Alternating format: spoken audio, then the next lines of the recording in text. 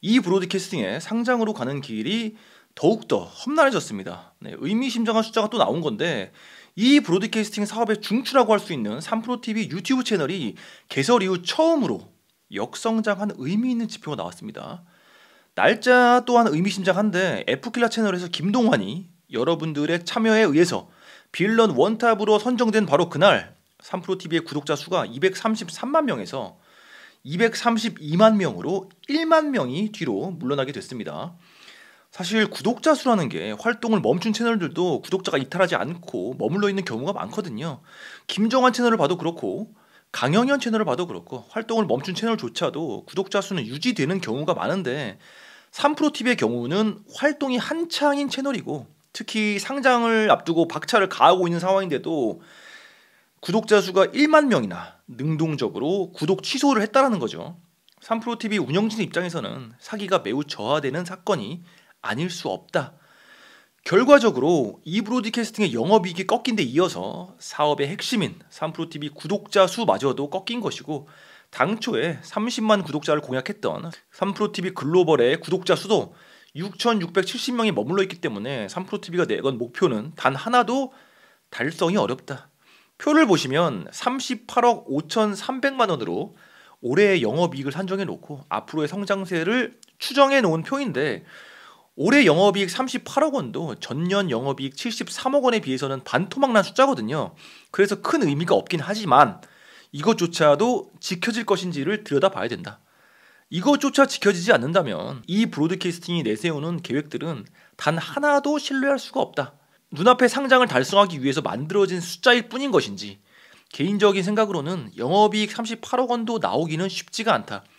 왜냐면은 1분기에 이미 5억 원 미만의 영업이익이 나왔기 때문에 아주 잘해봐야 20억 원이고 인기가 급속도로 식었기 때문에 20억 원도 사실은 힘든 상황이죠.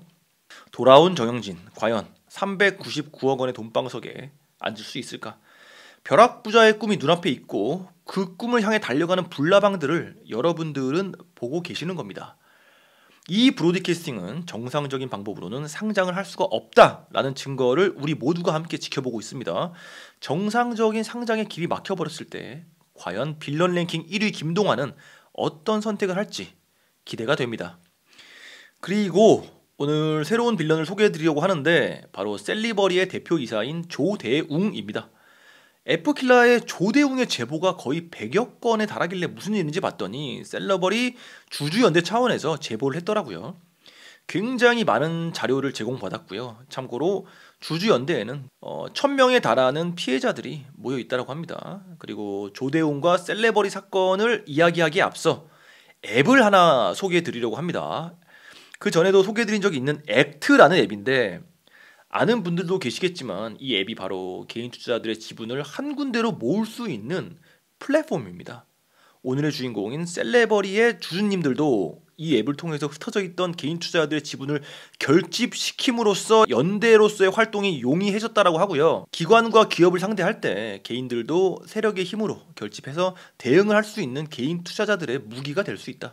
예전 같으면은 주주 명부를 얻어낸 후에 각 주주들에게 등기를 보내서 참여를 독려해야 되는 그런 번거로운 과정들이 필요 없어졌습니다.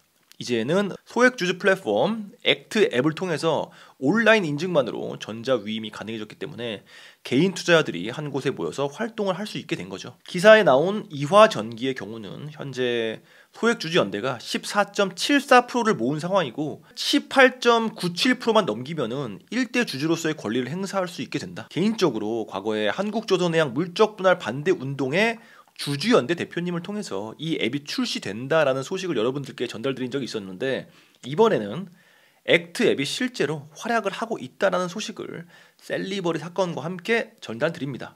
다시 오늘의 빌런 조대웅으로 돌아와서 조대웅이란 빌런에 대해서는 이미 제보받은 자료만 해도 만행의 근거는 충분합니다.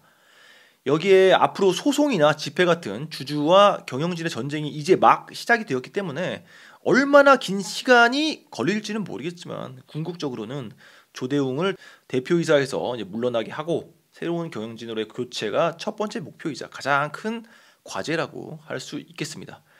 개인 투자자들이 이제 부정한 회사의 대표를 단죄할 수 있을지의 여부가 바로 셀리버리 사건의 관전 포인트라고 할 수 있겠습니다. 셀리버리 사건은 한 문장으로 주식판의 사기 선물 세트라고 볼 수가 있고요. 굵직굵직한 사건 위주로 풀 스토리의 이제 썸머리를 풀어보겠습니다. 추후에 이제 시리즈로 이어질 수 있을지도 자세하게 자료들 보면서 검토해 보겠습니다. 셀리버리는 거대 분자 세포 내 전송 기술, 즉 MITT라는 기술과 양리 물질 생체 내 전송 기술이라는 TSDT가 주력 기술로 이제 국내에서 최초로 성장성 특례 상장 1호라는 타이틀로 코스닥에 상장을 하게 되었고, 이게 완전히 꼼수 상장인 게 실체가 아예 없는 기술은 아니지만 애초부터 이 기술은 상용화도 불가능하고 또 억지로 임상을 추진하긴 했지만 일상조차도 진행이 불가능한 기술이어서 임상 수탁업자들만 돈을 벌게 해주는 격의 기술이다 보니까 임상도 중도에 멈춰서게 되었고 아무것도 성과로 남기지 못한 그런 기술이라는 거죠. 겉으로만 글로벌 제약사랑 공동 개발한다, 라이센스 아웃한다, 뭐 그런 식으로 주주들에게 거짓 희망을 주입하면서 진행 중인 척만 하고 성과는 전혀 없었던 이런 어줍지 않은 기술로 특례 상장을 했다라는 게 셀리버리 비극의 시작입니다. 파헤쳐내야 되는 부분은 어떤 세력의 조력으로 상장이 가능했을까라는 거죠. 그러니까 3프로TV도 보면은 상장을 위해서 주변에 도와줄 인사들을 영입하는 작업을 막 하잖아요. 근데 문제는 조력자의 도움을 받아서 상장을 하면은 이게 끝나는 게 아니라 상장을 하고 나서 조력자들의 배를 채워주는 역할도 남아 있다라는 겁니다. 중요한 거는 이제 배를 채워줘야 되는 존재들이 계속해서 등장한다. 조력자의 배를 채워주는 이제 반대 극부에는 개인 투자자들의 손해가 나올 수밖에 없는 구조라는 게 셀리버리 사례에서도 알 수가 있는 부분이고요. 셀리버리는 이제 상장을 하고 나서도 이런저런 건수를 만들어서 회사 돈을 희한한 루트를 창조해내서 결국은 자기 주머니나 미국에 있는 가족 주머니로 현금을 엑시트하는 시스템을 구축합니다. 근데 이 방법이 매우 독창적이고 매우 파렴치하더라. 느닷없이 바이오랑 아무 상관없는 이제 화장품 자회사를 만들기도 하고 미용실 사업을 추진하기도 합니다. 미용 사업이 아니라 실제로 미용실을 오픈을 합니다.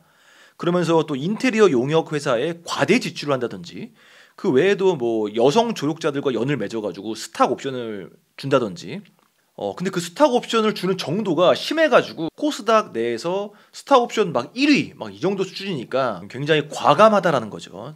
거기서 멈추지 않고 또 뭐 와이프 보유 주식으로 담보대출을 받고 환매 조건부 매매 계약으로 현금화를 한다든지 뭐 그런 식으로 또 몇백억 원을 현금화 시키고요.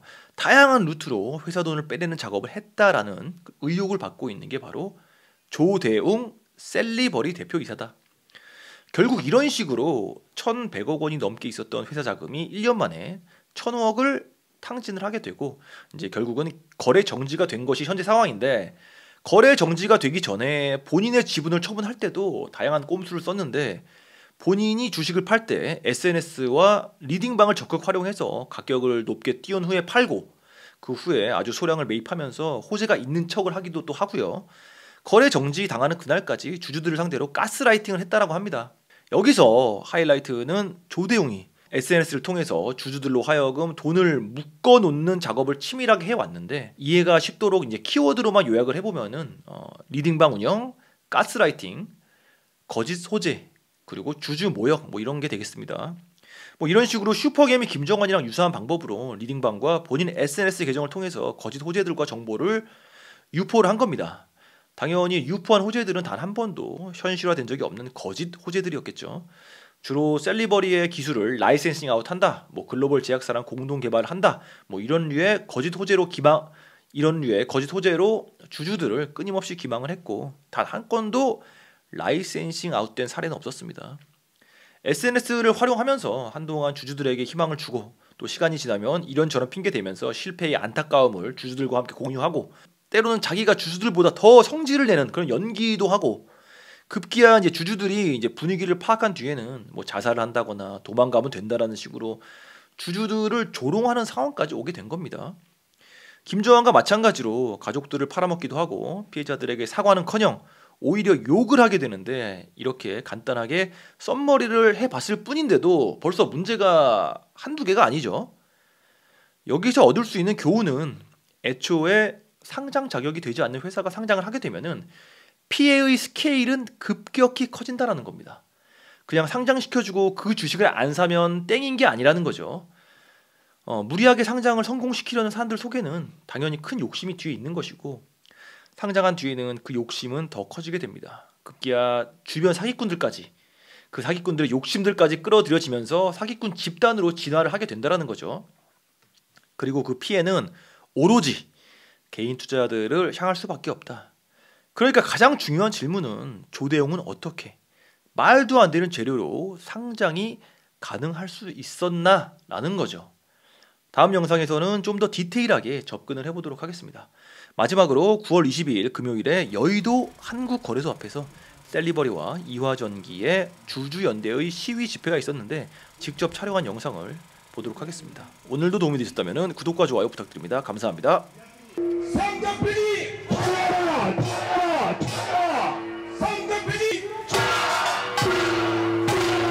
상대편이 모두 힘을 만약 내년에 감사 보고서 의견 나와도 계속 우리가